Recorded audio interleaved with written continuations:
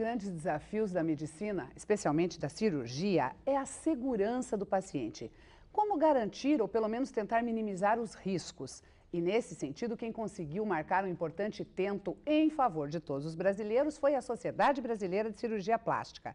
E para falar sobre essa conquista, a gente recebe hoje o Dr. César Miléo, cirurgião plástico pontagrossense, que é o presidente da Sociedade Brasileira no Paraná. César, bem-vindo, um prazer te receber de novo. Prazer é todo meu, Ana Cláudia.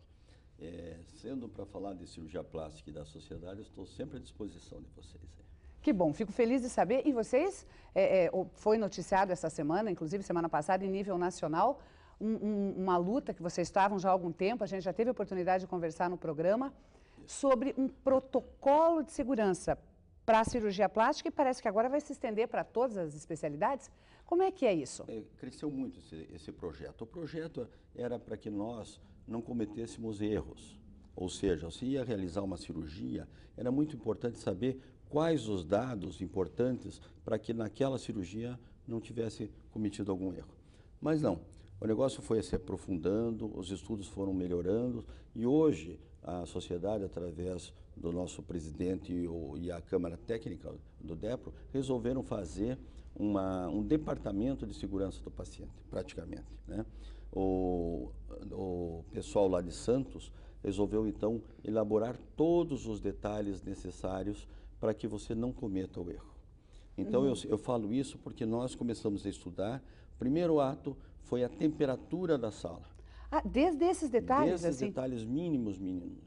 A temperatura da sala, qual é a temperatura ideal para que você faça uma cirurgia, a paciente não faça problema pulmonar, não faça o resfriamento do corpo.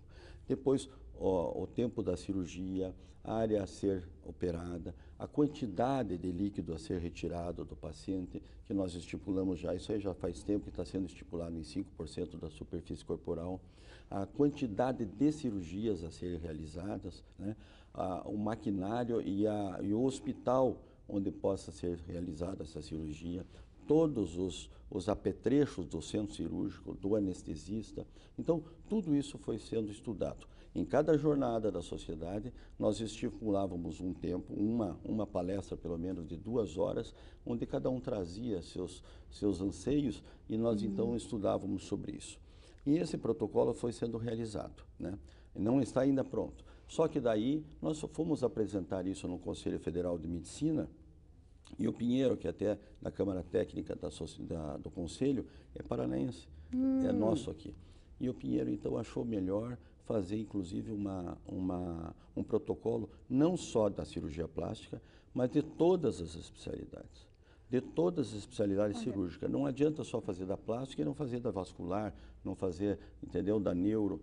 Então, o Pinheiro aproveitou essa oportunidade e esse estudo, então, ampliou-se. E hoje vai sair esse protocolo agora em setembro, de todas as especialidades aprovados pelo Conselho Federal de Medicina. Quer dizer, um trabalho que partiu de vocês. Partiu da sociedade. Partiu da sociedade. Então, veja, nós estamos estudando, é como se fosse uma pontuação num grande prêmio aí, de Fórmula 1. Ou seja, cada grid de largada vai ter sua pontuação e depois a somatória de todos, no final é que vai dar, então, um ranking para que aquela pessoa possa saber se está operando ou não com segurança com aquele tipo de cirurgião. Por exemplo, nós vamos realizar uma cirurgia em você. Uma paciente jovem, rígida, que não tem problema nenhum, faz uma avaliação cardiológica, faz uma avaliação com anestesista e pedimos todos os exames pré-operatórios, né? A quantidade de líquido a ser tirado, nós já estipulamos que é mais ou menos em 5% e a quantidade de cirurgia não deve ultrapassar mais que 4, 5, 6 horas de cirurgia, né? Com tudo isso somado, nós vamos fazendo a pontuação, né? O tempo, a superfície, a área a ser feita e tal. Então nós vemos, olha, de 0 a 10 você tem 9, por exemplo, de chance de não acontecer nada. Então você é uma boa candidata para fazer aquele tipo de cirurgia, entendeu? Se, por exemplo, a paciente tiver muitos problemas, problema cardíaco, a superfície é muito grande, ela está muito obesa para fazer aquele tipo de cirurgia, não vai ser retirado nenhum tecido, então você vê que aquela paciente tem uma chance muito grande de ter um insucesso. Então, nós já damos aquela pontuação. Então, esse protocolo vai ser, não é bem o grid, é um checklist. Ah, tipo Então, avião, assim. exatamente. O que o piloto faz no avião, nós vamos fazer, quer dizer, não somos nem nós, vai ser uma enfermeira, uma auxiliar, que vai fazer, inclusive, esse checklist. Esse checklist vai dar a pontuação daquele tipo de cirurgia naquele momento. E E esse... com condições de melhorar. Desculpe ter cortado, mas condições de melhorar. Por exemplo, se você está obesa para fazer aquele tipo de cirurgia, nós temos condições, então, de não ter pressa, emagrecer aquela paciente, para depois, então, realizar aquela cirurgia. Ah, e nesse sentido, César, a adoção desse tipo de protocolo vai ser também um reforço extra na questão da conduta ética dos cirurgiões plásticos, né? Porque hoje em dia a gente vê assim, houve já, até diminuiu bastante, mas a gente via muita notícia de insucessos, de problemas por procedimentos não muito éticos, né? É por isso que, então, nós procuramos, a cirurgia plástica procurou o Conselho Federal de Medicina, porque o Conselho Federal de Medicina que rege mais ou menos esses dados, né? Então, se você for fazer sabendo que está correndo risco, né, o Conselho Federal de Medicina vai, mais tarde, se tiver uma complicação, vai saber, olha, você correu esse risco porque você quis. Então, não pode. Então, um cirurgião plástico que tenha consciência, ele não ultrapassa esses limites, nunca. E o paciente tem que ficar de olho aí também, daí nessa postura do médico que ela vai procurar, né? Eu acho que isso vai ser tão divulgado, né? E eu acho que vai ser tão claro que todo paciente vai saber. Você entrar na internet, você já vai saber a tua pontuação e se você tem ou não condições de fazer isso. E essa pode ser também, vamos dizer, uma arma, porque o cirurgião plástico também deve se defrontar, né, César, com a própria teimosia de alguns pacientes que querem resultados que tecnicamente não são possíveis, né? A minha preocupação é o seguinte, quando, por exemplo, uma paciente procura o consultório, ela não quer fazer só uma cirurgia, ela quer fazer uma reforma geral.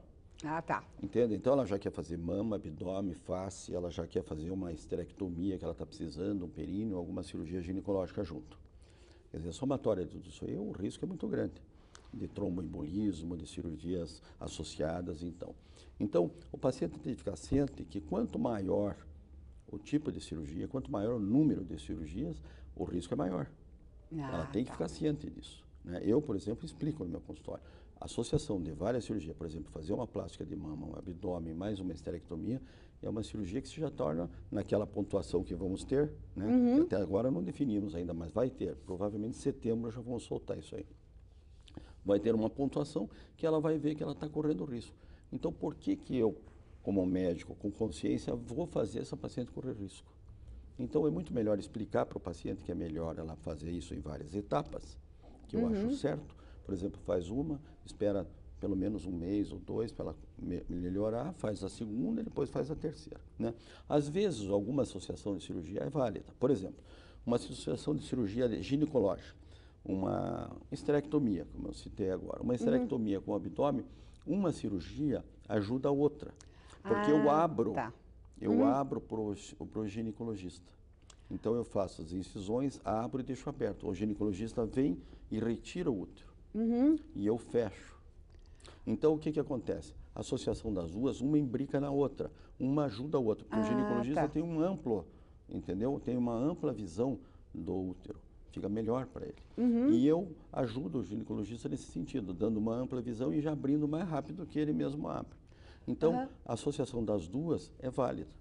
Mas se você quiser ainda fazer mais uma cirurgia, é mais arriscado. Por exemplo, fazer a mama, o abdômen e mais a esterectomia. Já o tempo cirúrgico já aumenta demais. Eu pessoalmente... Então, nós vamos ver mais tarde nessa pontuação, que eu não sei ainda, essa pontuação não saiu, né? O pessoal está decidindo isso, o Depro Denis Calazans e o Oswaldo Saldanha, que é o responsável por tudo isso, por esse trabalho, ele está decidindo isso, dar pontos para esses dados, sabe? Por exemplo, o número de cirurgias, a superfície corporal, tudo isso aí vai ganhar ponto, de 0 a 5, de 0 a 5. Aí nós vamos ver a pontuação. Mas eu acho que não vale a pena correr risco, ou seja, entrar nessas cirurgias bem estipulado o tempo, bem estipulado o tipo de cirurgia e as condições físicas de cada um, né? O cardiologista faz isso. ele classifica de asa de 1 a 4, ele classifica aquela paciente. Por exemplo, você que nunca teve problema de hipertensão, de nada, faz o exame, faz o teste de esforço e ele classifica asa 1, 2, 3 e 4. Né? Então, nessa classificação do cardiologista, também vai contar ponto para que a cirurgia seja um sucesso. Esse nosso papo está muito bom. Vamos continuar no próximo bloco? Vamos continuar. Tá certo. É um instante só e a gente já volta com esse bate-papo com o Dr. César Milhão.